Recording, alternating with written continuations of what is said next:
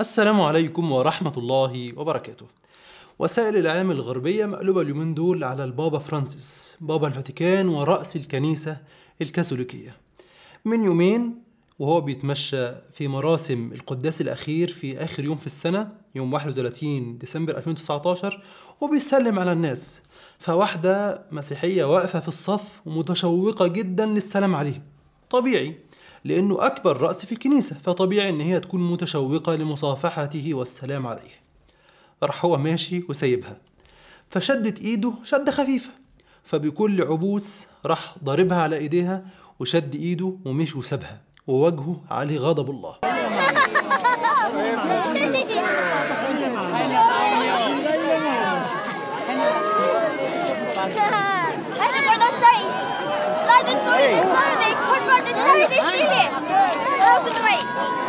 طبعا الإعلام الغربي كما قلت مقلوب وعمال يتكلم على الواقعة دي. إزاي بابا الكنيسة يعمل كده مع رعاياه؟ وفين المحبة؟ وفين أحبوا أعداءكم؟ وفين الرحمة؟ وإذا كان بابا الكنيسة كده مع المسيحيين فكيف سيكون مع غيرهم؟ وإذا كان كذلك في العلن فكيف يكون في السر؟ وإذا كان كذلك مع محبيه فكيف يكون مع كارهيه؟ وإذا كان هذا هو حال أكبر رجل في الكنيسة فكيف يكون حال المسيحيين أنفسهم؟ وأين المحبة؟ المفروض أنه يكون أكبر تمثيل للمحبة المزعومة، لكن ما حصلش. الإعلام الغربي عمال يتكلم عن الموقف ده، لكن الإعلام العربي ما جابش أي سيرة للكلام نهائيا. لكن طبعا ده لو شيخ مسلم عمل كده أو أقل من كده سيقيمون له محاكم التفتيش وياخدوها فرصة لتشويه المسلمين. وشوف التشدد وشوف التكبر، فين الرحمة؟ لكن لأن ده بابا الكنيسة فمحدش بيتكلم ولا حد بيقدر يفتح بقه بنص كلمة.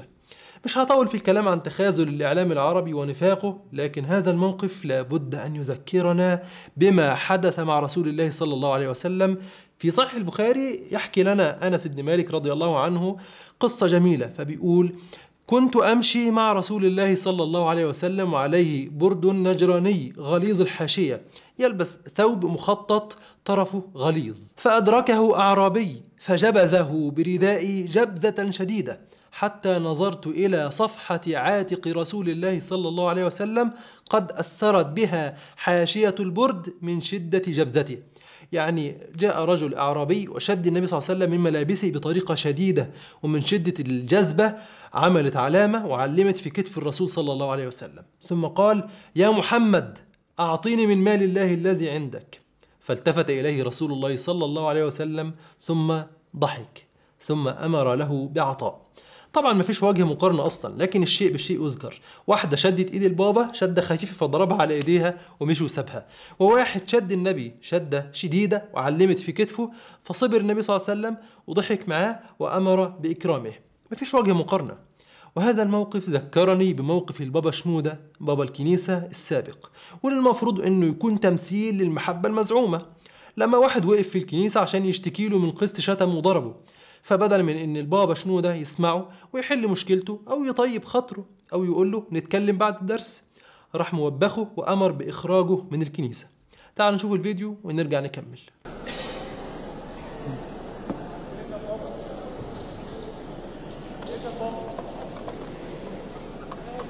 معلش لازم تسمعني خلاص. لازم تسمعني. لا انا من كنيسة مراكز الحضرة، الاب كان شتمني وضربني. مش اصول في الاجتماع تتكلم بشكل ما فيش معلش. سكتوا الاخ ده، مش مسامحني. انا مش مسامحك. كتر خيرك. انا مش مسامحك. ممكن 75 سنة تعرفها من الكنيسة عشان بقول لك. لاحظ الأعرابي كان بينادي على النبي صلى الله عليه وسلم وبيقول له يا محمد، بيكلمه باسمه المجرد رغم انه نبي الله وكان بمثابة رئيس الدولة، ومع ذلك النبي صلى الله عليه وسلم لم يستنكر عليه في هذا الموقف. ولاحظ ان الرجل اللي كان بينادى على البابا شنودة كان بيقول له يا قداسة البابا يا قداسة البابا، لكن هذا الاحترام لم يشفع للرجل عند البابا بأي شيء، بل أمر بطرده. كان ممكن يطيب خاطره أو يقول له بعد الدرس نتكلم، لكن المحبة المزعومة هي مجرد كلمة لا يطبقها البابا نفسه. وتذكرني قسوة البابا فرانسيس وقسوة البابا شنودة بقسوة البابا الحالي البابا توادرس بابا الكنيسة الأرثوذكسية الحالي. والمفروض أنه يكون تمثيل للمحبة المزعومة. لما واحد سأله سؤال فرد عليه بشدة وقال له سؤالك خبيث. تعالوا نشوف ايه السؤال الخبيث ده ونرجع نكمل. 3. اتفضل حضرتك، قول اسمك وبرشيتك. باسم ميخائيل من شبين الكوم منوفية. اهلا بيك. اهلا بيك يا سيد. انا سمعت نيافتك كتير في حبرية نيافتك كأسقف في مؤتمر الطفولة، قد ايه كنت بتحلم بكنيسة واحدة لامعة مبهجة يعني مرحبة بكل الناس يعني. من فضلك عشان السؤال لو اتكرر هيتحسب من ضمن الأسئلة، فخد بالك بيتقال ايه بالظبط. اتفضل.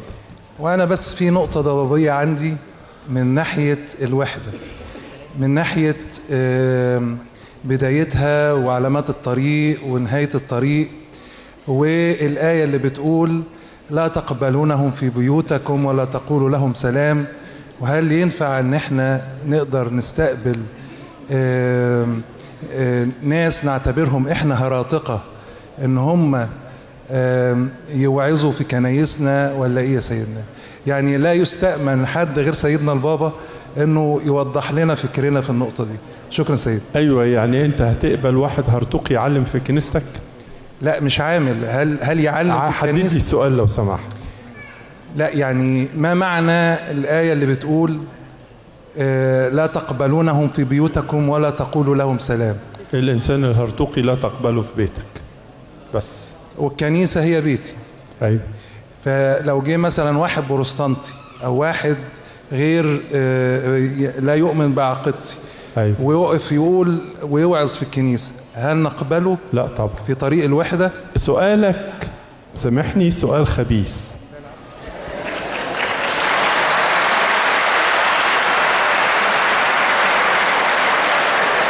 وعلشان كده هقول لحضرتك اتفضل اقعد. اتفضل حضرتك، الميكروفون وياك. طبعا اتكلمت عن النص ده في الفيديو اللي فات، لو ما شفتوش ممكن تشوفه من البطاقه اللي تظهر فوق، مش عارف تظهر هنا ولا هنا، المهم شوفه.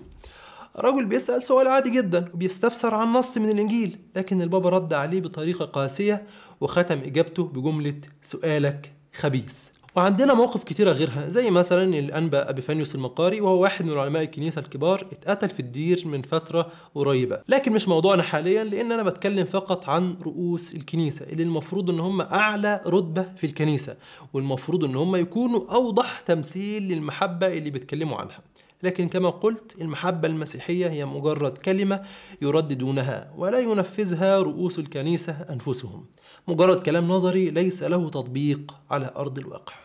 انتهى الفيديو. إذا استفدت منه اضغط لايك وانشر منه مهتمين لتعم الفائدة، ولو حابب تدعمنا ممكن من خلال باترون، الرابط في وصف الفيديو. لا تنسونا من صالح دعائكم، والسلام عليكم ورحمة الله وبركاته.